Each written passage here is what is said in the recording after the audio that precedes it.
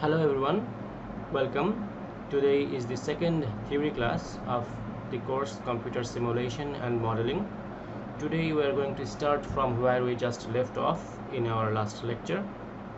It is from this slide, and today we are going to discuss about the definitions of simulation and the definition of system and what simulation involves. Simulation is appropriate when and why, and when simulation is not appropriate, and the advantages of simulation and the disadvantages of simulation, and how we can overcome the disadvantages or limitations, and some application areas of simulation. And after that we're going to conclude, or we may continue to cover the components of a system in this lecture, if we can cover all these in the time within a half an hour or a bit more. Okay, so let's start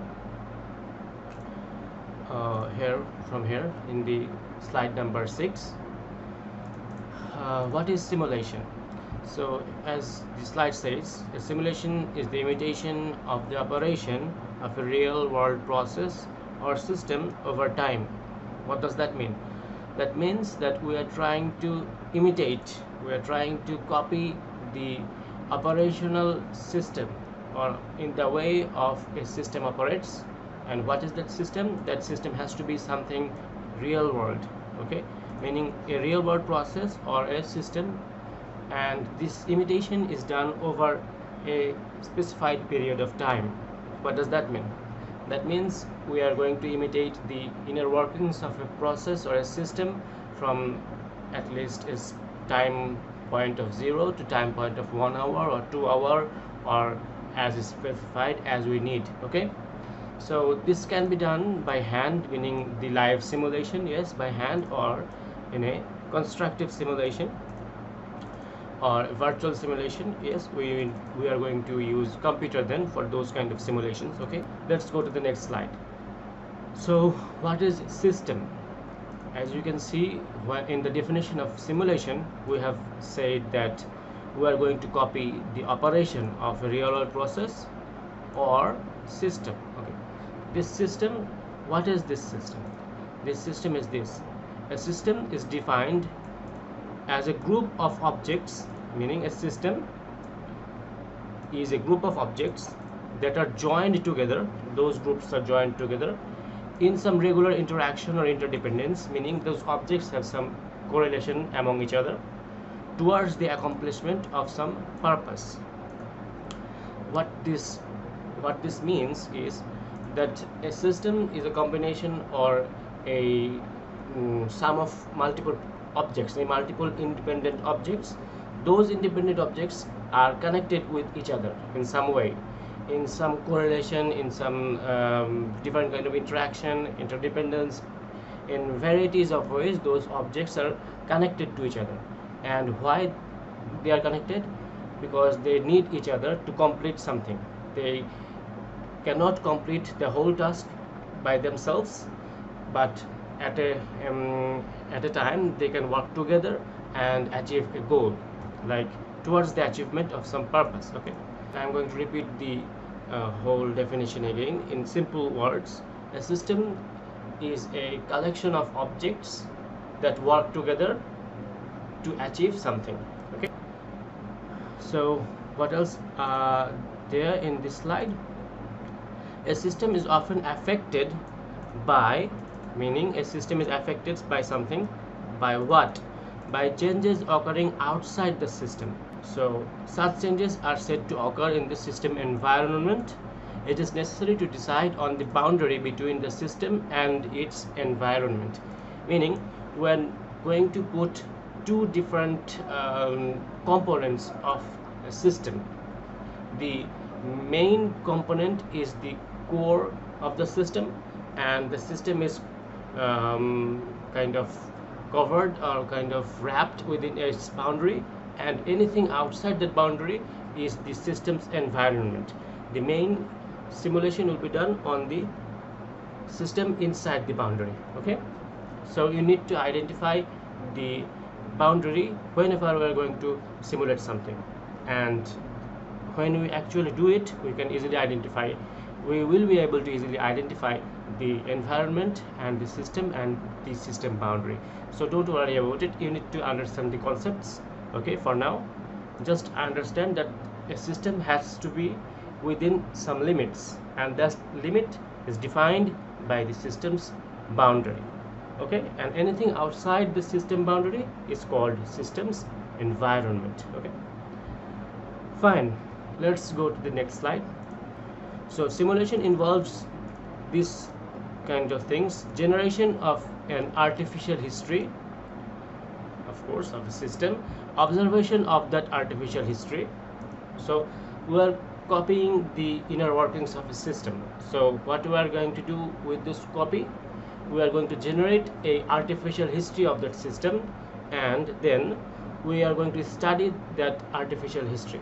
So what can we achieve with that? We can pull out some kind of decision making factors, some kind of conclusions, and we are going to conclude upon some new idea that if we do some changes on some specific objects of the system or specific components of the system, this kind of change takes place. Okay, so that is what we do if we say that we are trying to do simulation: generate an artificial history, observe that artificial history, and try to conclude some decision making factors, or try to pull out some results from those artificial history. Okay, let's go to the next slide. Simulation, an appropriate tool. So these are the factors that may help us think about when it is appropriate or not. Okay, study of internal interaction of a subsystem. Complex system, meaning we have a complex system, we need to understand it more, so we can divide that complex system into subsystems, and we can study the internal interactions of those subsystems. Next, informational, organizational, and environmental changes. Okay, this kind of changes can be studied via simulation, meaning informational, say false fire alarm; organizational, say removing supervisor; environmental changes, say introducing lunch; find dead effects. So these kind of changes can be studied via doing simulation. Okay, so in this type of cases we can utilize simulation, see what kind of improvement happens. We can gain knowledge from that simulation, and if the knowledge is fruitful, positive, then we may have changed the real world system accordingly. Okay, so finding important input parameters with changing simulation inputs. So this will help us find what specific inputs affects the most. Like we say we have 4 kinds of or 5 kinds of input as an example of a system, and they are called A, B, C, D, E, and we try to change A, we try to change B, and sequentially to E, but we see that only B and C, the changes to B and C improves the system, but changes to A, D, and E doesn't change. So those B and C parameter changes are found via simulation. In the next slide you can see we should continue with new design and policies before implementation. So if we already have some new designs and policies ready from our design makers, policy makers, and we need to test those out before real world implementation, we can do that using simulation. Okay, then different capabilities for a machine can help determine the requirement. This means we are going to change the capabilities of a machine that we are using in a system, and what is the actual requirement of the system we are going to find out. Let's say, as an example, you work as a graphics designer in a specific company, but you are going to, and we are not sure what kind of computer do you need. So you just start from a very basic computer to a very high configuration computer with different budgets, and you were just trying to understand the different components and the budgets and try to balance the requirement of your graphic design tools and the budget given by the company, and those all of those things you are doing it online, not kind of real world purchasing and trying out, not that. You're just looking through different combinations, different components, different builds of computers to actually utilize the budget to fulfill your need in a balanced way.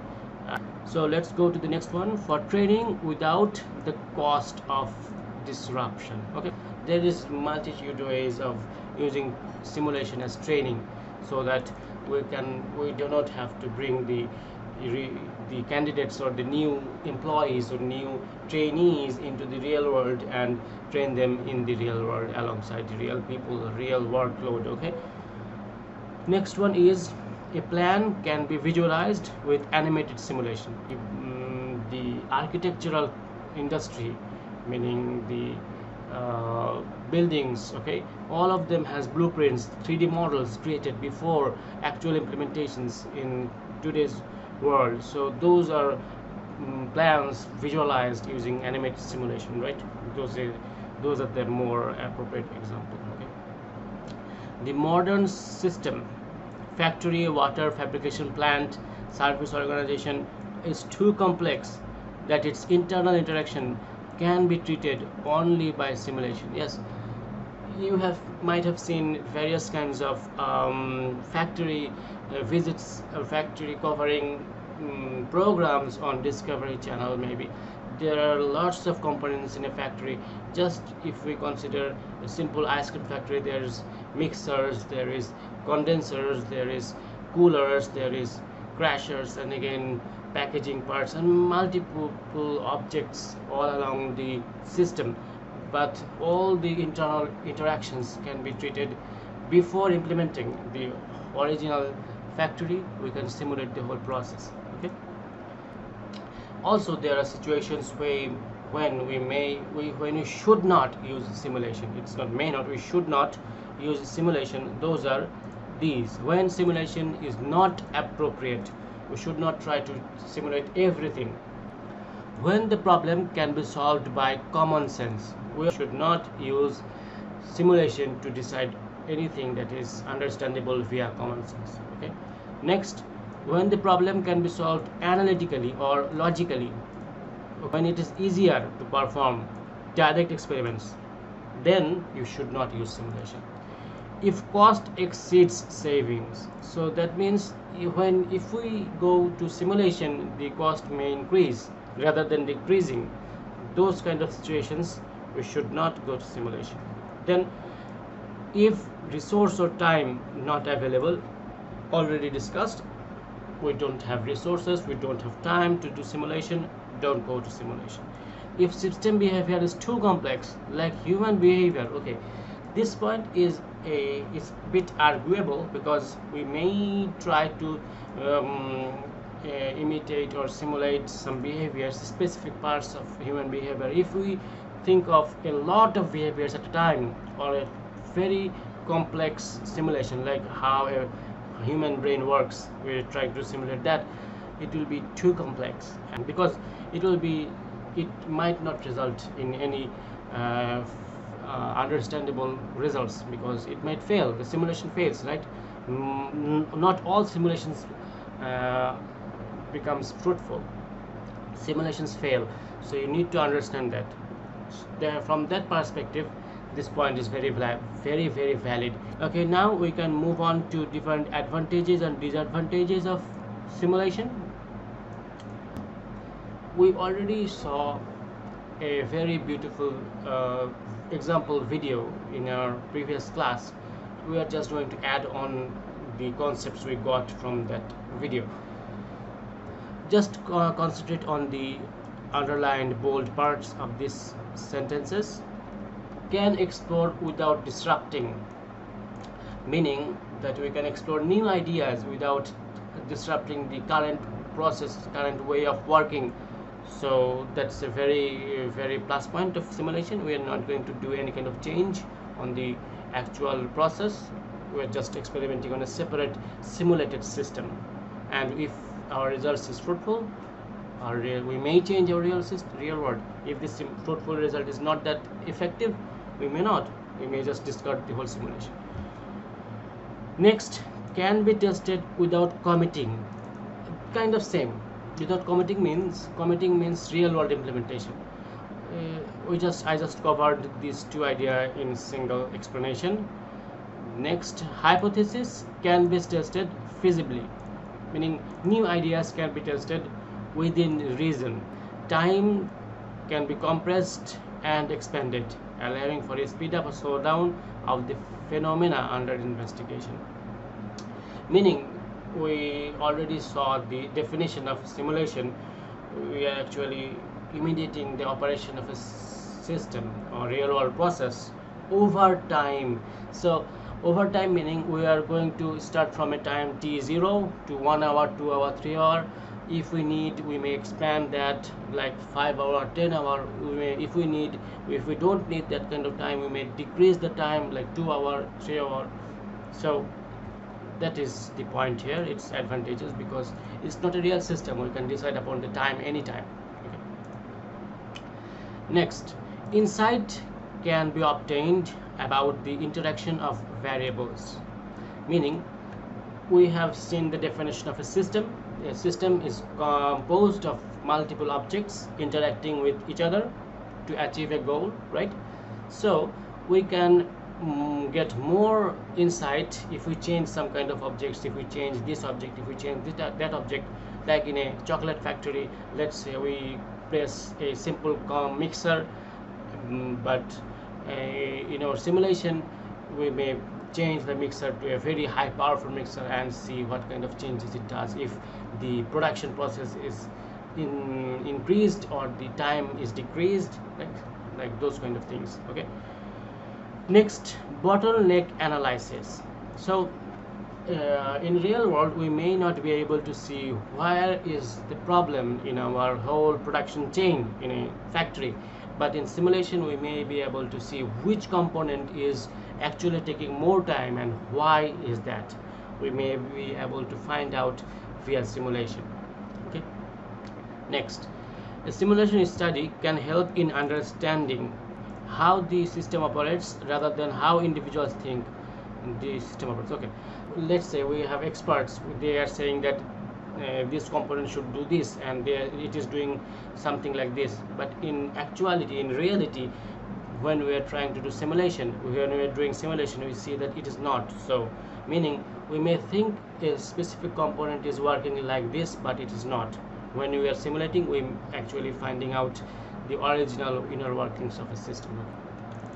Then what if questions can be answered.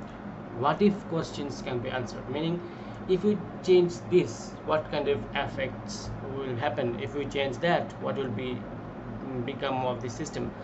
Those kind of questions can be answered via simulation, right? We already know that. So let's move on to the disadvantages.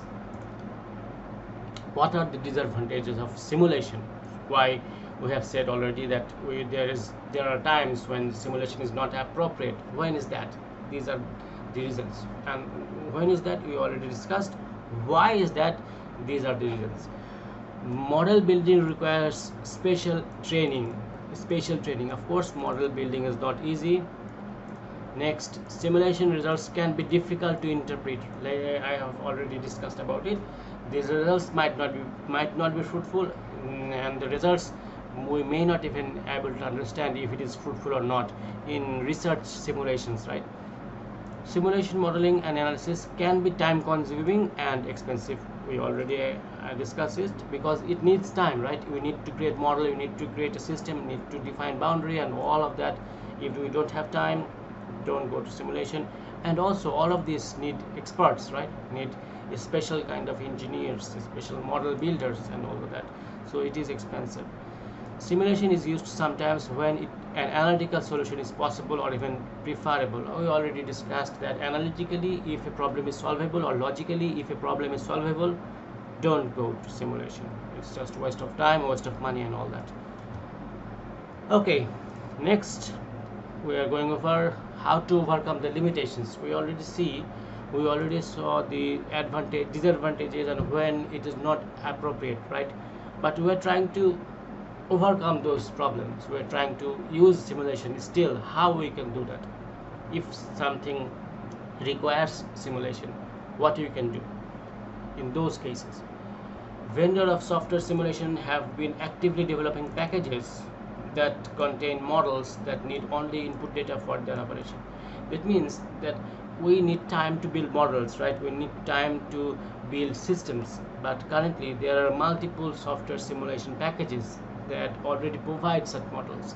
Like in MATLAB, there is a service supply chain model, a factory model, a windmill model, water simulation model, and in Blender there are also a lot of kinds of simulation techniques, components. In Maya there is, in Unity there is. So those kind of software packages are trying to get the cost down, trying to give you more components, so the simulation cost is get decreased, and all of that.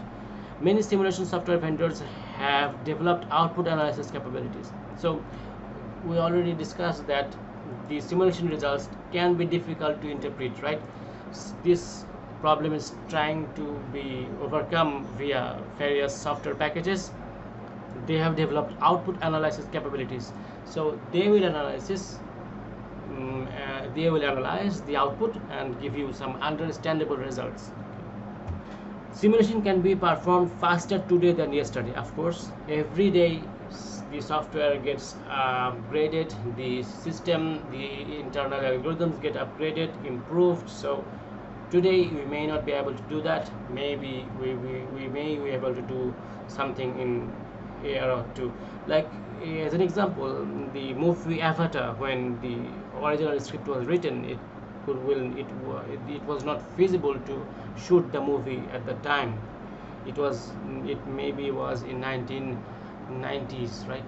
1990s that script was written, but when it was shot in 2000s or more, later 2010, because the technology wasn't ready. Closed form models are not able to analyze most of the complex systems that are conquered in practice. So next one is application of simulation. Manufacturing systems, we already pulled a lot of examples from this specific application, right? Aircraft, automobile, semiconductor manufacturing, all of those manufacturing systems can utilize simulations. Public systems can utilize simulation, like so when military live simulation, yes. Healthcare, we already seen an example in our video that is given with this slide. Natural resources, solid waste management system, yes, that can be also a public system where simulation can be utilized. Transportation systems, yes, like traffic management, air commute management, right? A lot of systems can use simulation. Next, construction systems, of course, we already saw that cable stayed bridge, all those animated building architectural implementations of simulation, yes. Restaurants and environment systems, you can get the idea. Business process in re-engineering meaning we already have defined a business process, there are steps already defined, written, but we may utilize simulation to find out errors in that defined process.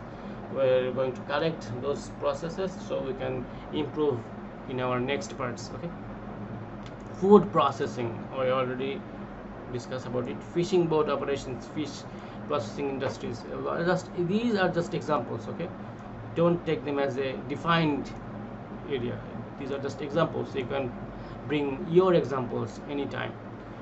Computer system performance, client server system architecture, we do use various kinds of networking tools to understand networking devices, right? The internal communications, like you may have used packet tracer in our networking course, may have. There we use various kinds of graphical components like servers, computers, hubs, routers, all of those are simulated, right? Compressed performance, system performance. So these are the application areas.